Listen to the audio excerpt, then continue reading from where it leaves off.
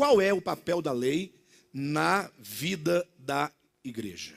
Nesse novo tempo, nesta nova dispensação.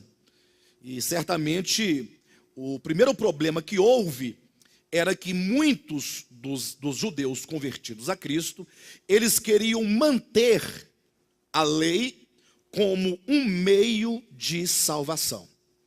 Onde é que está isso? Está em Atos capítulo 15, quando ali diz que houve um concílio em Jerusalém para tratar exatamente deste ponto. Então eu quero que os irmãos discriminem essas duas coisas que eu vou falar acerca da lei, para que não haja confusão. Porque, inclusive, hoje em dia, quando você fala sobre a lei com as pessoas, primeiramente elas vão pensar que a lei tem um papel salvador, ou tem um papel de salvação. Ou seja, acredita-se comumente que só é possível que alguém seja salvo se ela guardar a lei. Então veja que esse problema em relação à lei, ou seja, pensar a lei como tendo ela uma função de salvação, para que o homem guardando seja salvo, já era um problema do primeiro século.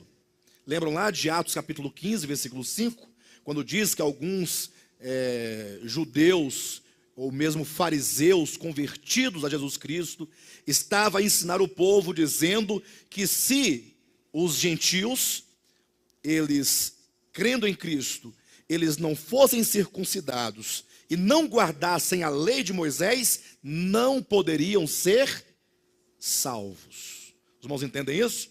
Então este foi o primeiro problema em relação à lei, que foi tratado em Atos capítulo 15, e é um assunto tratado nas cartas de Paulo, sobretudo nesta carta de Gálatas que nós estamos estudando. Eu conversando com um certo pastor adventista, na semana retrasada, eu contei para os irmãos aqui, a semana passada, então quando eu falei acerca da lei, ele fez uma declaração um tanto surpreendente e um tanto estranha para um adventista.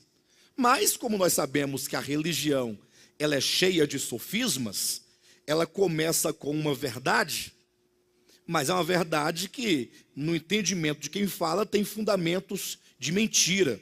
E lá na frente isso se revela. Por exemplo, quando você chega numa igreja evangélica, aí você ouve aquela pregação, um pregador eloquente, ele fala, por exemplo, sobre o filho pródigo. A pregação dele é na base do filho pródigo, né?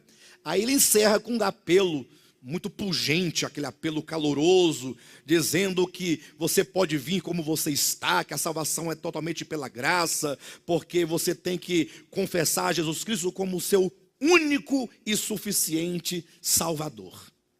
A gente sabe que isso é um sofisma, ou seja, que a princípio isso é uma verdade, mas é uma verdade que dentro da teologia evangélica não se sustenta até o final.